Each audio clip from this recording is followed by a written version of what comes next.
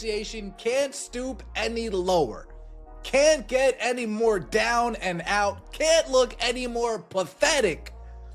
They continue to set a new bar. The Players Association have now started a petition that fans can sign to show their support. Let's begin with a simple, almost unbelievable fact. In the midst of what should be the most critical collective bargaining agreement negotiations in its history, the WNBA Players Association, WNBPA, has chosen as a core tactic to launch an online petition for fan support, not a sophisticated media blitz, not a coordinated strike fund campaign leveraging their star power, a petition on a generic website. As of this analysis, that petition had garnered a little over 16,000 signatures. In a league that just celebrated record attendance, drawing millions of viewers, that number isn't just low, it's a deafening silence. I don't know where to begin, but let's start here. Shout out to Mick over there, Mick Talks Hoops. An online petition in CBA negotiations, the league has to just be laughing at this point. They have to be. They have to be. Like, wait, they started a petition? What is it, www.petition.org? For those of you asking if there's a petition, please click the link below for... It's a numerical representation of a union fundamentally misreading its leverage, its membership, its market, and the moment. This isn't just a misstep. It's a strategic implosion playing out in real time, revealing a profound disconnect between the union's perception and an unforgiving reality. The owners at the negotiating table, one must imagine, are experiencing a mix of bewilderment and cold, hard clarity. Picture the scene. You're discussing the financial future of a professional sports league. The union across from you has mentioned the potential for a work stoppage, the traditional nuclear option in labor disputes. During a recess, you check your phone. Out of curiosity, you look up the union's much-touted public pressure campaign. You see it, a digital plea for support, a modern-day signature drive, and you see the tally, 16. Oh, so nobody really wants this to go on. No, okay, say no more. Say no more. That's not all we have. The Players Association, the 2025 WNBA season has set records for attendance, been in total, both in total and per game, even before the playoffs. More than 3 million fans have flocked to see stars like A'ja Wilson of the Las Vegas Aces and Alyssa Thomas of the Phoenix Mercury. 1,000-odd names, not 1.6 million, not 160,000, 16,000. In that moment, any abstract fear of public backlash evaporates. The union has voluntarily handed you a data point that quantifies their isolation. They have shown you, in black and white, that the tidal wave of public outrage they hope to summon is, in fact, a barely perceptible ripple. The negotiation dynamic shifts instantly. The union's bluff has been called by its own hand.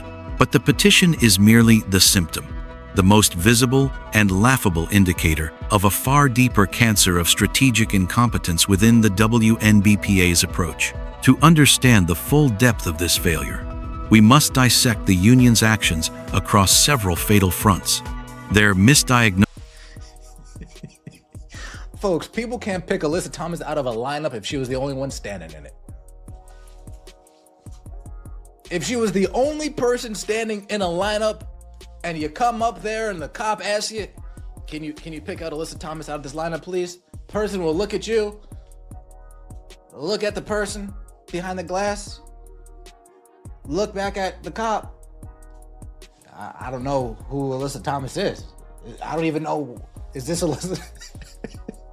They'd have absolutely no idea. Of the league's growth drivers, their alienation of the very stars who create their leverage, their rejection of a historically generous offer based on a delusional entitlement, and their substitution of performative activism for hard-nosed negotiation.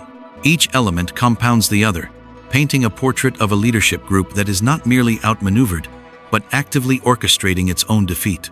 The WNBPA's entire negotiating posture is built on a foundation of record-shattering 2024 metrics: attendance records, television ratings, merchandise sales, social media engagement, these are irrefutable facts, and the union is right to cite them as evidence of value and momentum. However, their critical, catastrophic error lies in attributing this boom to a vague, collective, rising tide. Using Paige's name didn't work, so let's try some other names. That's a good point. They used Paige's name for Unrivaled, didn't work. The Dallas Wings used Paige's name to get people in the arena during Dallas Wings games. That doesn't work. The networks, Ion, they use Paige's name to try to get people to watch on TV, and that doesn't work. So I guess just keep going down the list until one of them sticks. Meanwhile, Caitlin Clark's the easiest answer if you really want to sell this side of the league, while willfully ignoring the singular, undeniable tsunami that actually caused it, the arrival of Caitlin Clark. The data is not subtle. The Indiana Fever, a team that won 13 games in 2023, became a national obsession and a playoff contender in 2024, selling out arenas on the road and shattering local viewership records.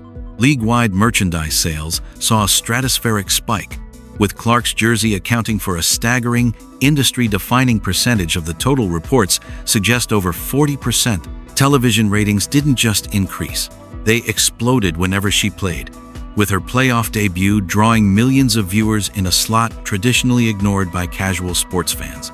She didn't just join the league, she changed its gravitational pull, bending. Oh my gosh, this is pathetic. Nobody wants Alyssa Thomas haram ball. Bro, see what I'm saying? The league is not serious. Just sign the contract and let's get the season started. I went to my first 3 WNBA games this year, but I can't guarantee you neither of those players were playing in those said games. Absolute bollocks. Media coverage, fan interest, and economic activity toward her. And yet, in the WNBPA's official communications and advocacy, Clark has become a non-person. In the very announcement promoting the league's success, the union highlighted stars like Aja Wilson of the Las Vegas Aces and Alyssa Thomas of the Phoenix Mercury. Aja Wilson is a legitimate, multi-time MVP and champion, a cornerstone of the league. But Alyssa Thomas, while a superb and gritty player, is not a mainstream cultural figure. To the casual fan who tuned in for the first time in 2024, the very fan the union needs to convince that name means nothing. It is a deliberate, almost spiteful. You are attempting to destroy. Oh boy. Oh boy. Now there was one shot fired in here that I thought, oh, yep. I must be missing all those asking about a petition. Yeah, me too. We need a new players union.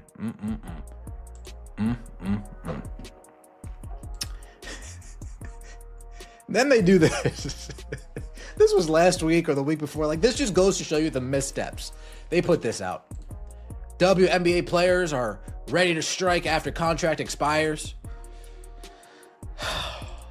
Yeah, I mean, this is just sad.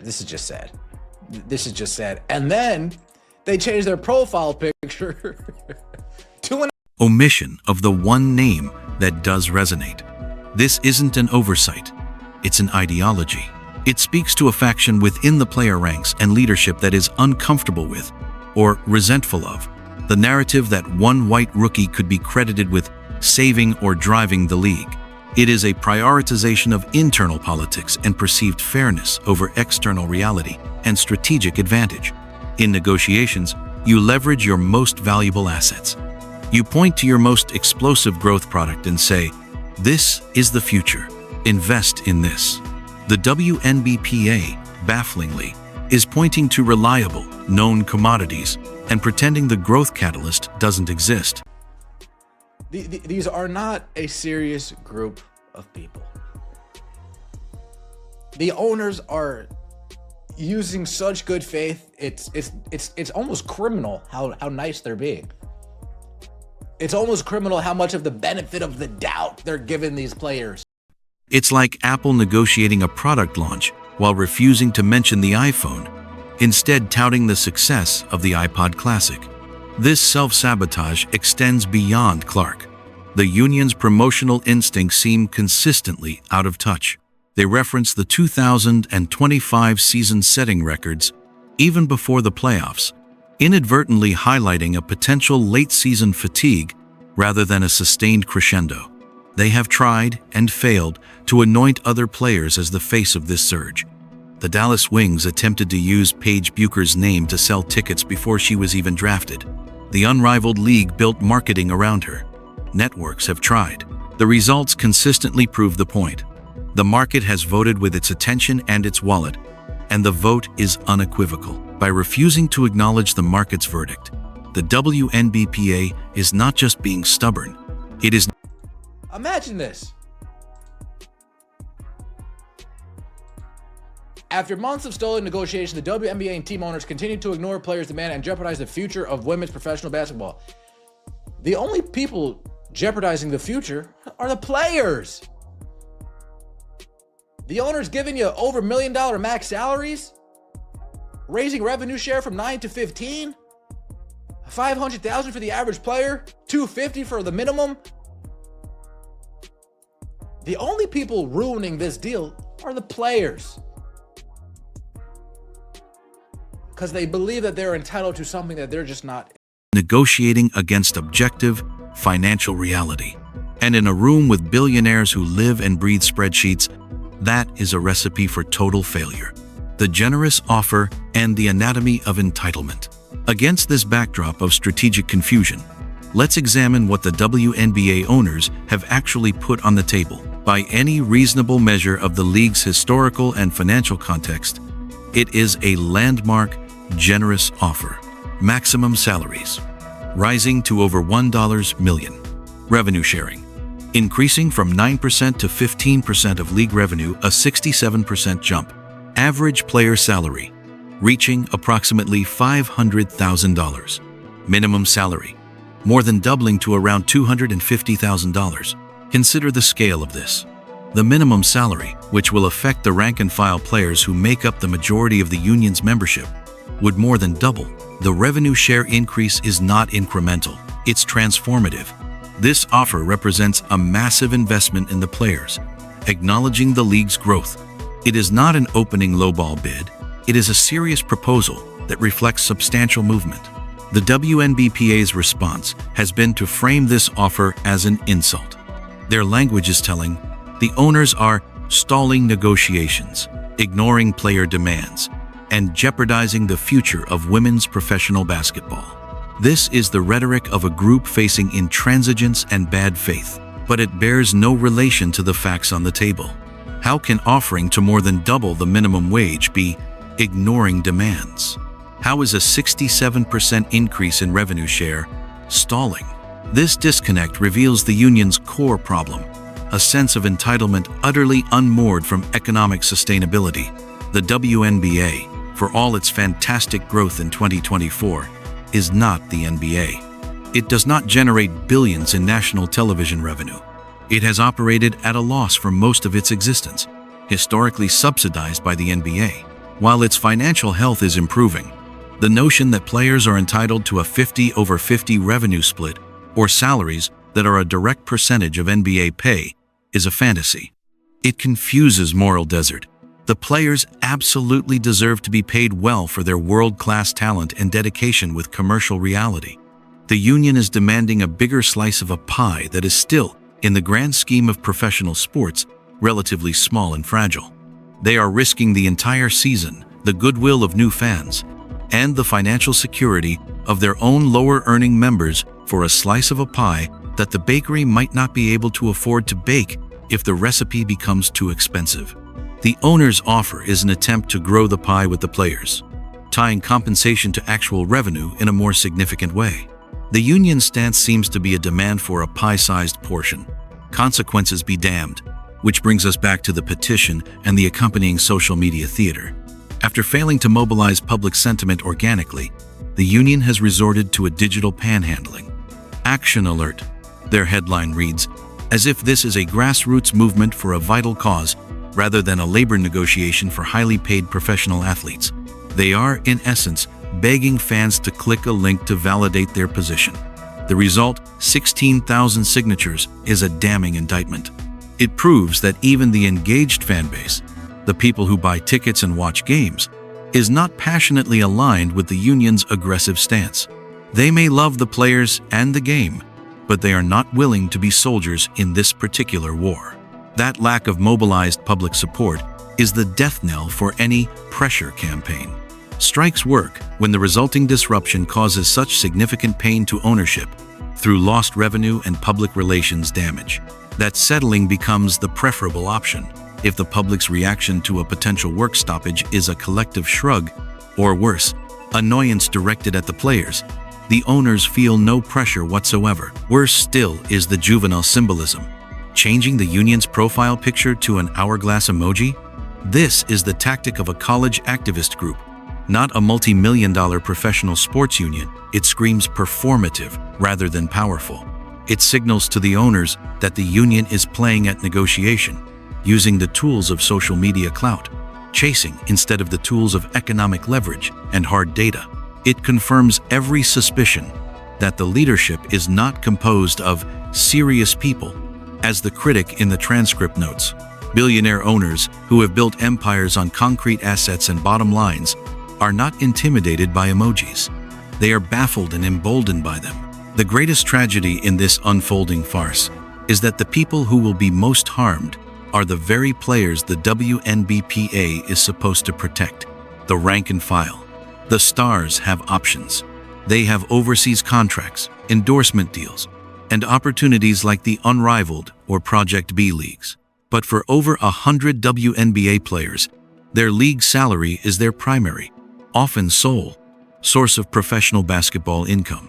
These are the players earning near the minimum, for whom the owner's offer of $250,000 would be life-changing. They are the ones who will miss paycheck after paycheck if the season is delayed or canceled. They are the ones whose careers are finite and who cannot afford to waste a prime year in a pointless standoff. Their union leadership is playing chicken with a locomotive, and they are the ones tied to the tracks. The leadership, perhaps insulated by their own stardom or ideological fervor, is willing to risk everything for a principle that the economics cannot support. Meanwhile, the owner's offer sits there, a deal that would instantly make the WNBA the second highest paying women's sports league in the world, a deal that would lock in unprecedented financial gains. So, where does this leave us? The path forward is painfully clear, yet the WNBPA seems determined not to take it. The union has squandered its strongest ever negotiating position through a combination of strategic blindness, ideological rigidity, and tactical amateurism. They entered negotiations riding a historic wave of popularity and interest. They could have framed a powerful narrative. We are a league on the cusp of mainstream breakthrough. Here is the data that proves our value and our growth trajectory. Let's craft a forward-thinking CBA that shares this growth and invests in the conditions that will sustain it. That narrative would have been compelling, realistic, and difficult for owners to refuse outright. Instead, they chose a narrative of grievance and entitlement, backed by the weakest possible public demonstration of support. They ignored their own golden goose and are now wondering why the eggs aren't gold-plated. They mistook social media buzz for real-world leverage. They believe their own press releases about a unified sisterhood driving growth, while the market was screaming the name of one singular phenomenon. The inevitable endgame is now in sight. The Players Association, having exhausted its feeble pressure campaign and faced with the cold reality of the owner's firm position and their own lack of leverage, will eventually cave. They will accept a deal remarkably close to the current owner offer, perhaps with minor cosmetic adjustments on non-economic items like travel conditions. They will then spin this as a historic win, a testament to player solidarity, but it will be a Pyrrhic victory. They will have lost a season of momentum, alienated a portion of the new fan base, exposed profound internal divisions, and revealed their leadership as profoundly ineffective. They will have taken a deal they could have had months earlier, but only after proving to ownership and to the world that they are not serious negotiators. The final, haunting question is one of accountability. At what point do the majority of players, those whose livelihoods are being gambled, look at the 16,000 signature petition, the hourglass emoji, the refusal to acknowledge commercial realities, and say, enough? How many missed paychecks will it take for them to realize that their representatives are not fighting for a better deal, but are instead engaged in a quixotic mission that is costing them dearly? The real masterclass here may not be in how to destroy leverage, but in how a players' union can lose the confidence of its own membership by failing to understand the fundamental nature of the business they are in. The 2024 season proved the WNBA's potential is limitless. The 2025 negotiations are proving that realizing that potential requires not just talent on the court, but competence, clarity, and courage at the bargaining table. Thus far, the WNBPA has showcased a devastating lack of all three.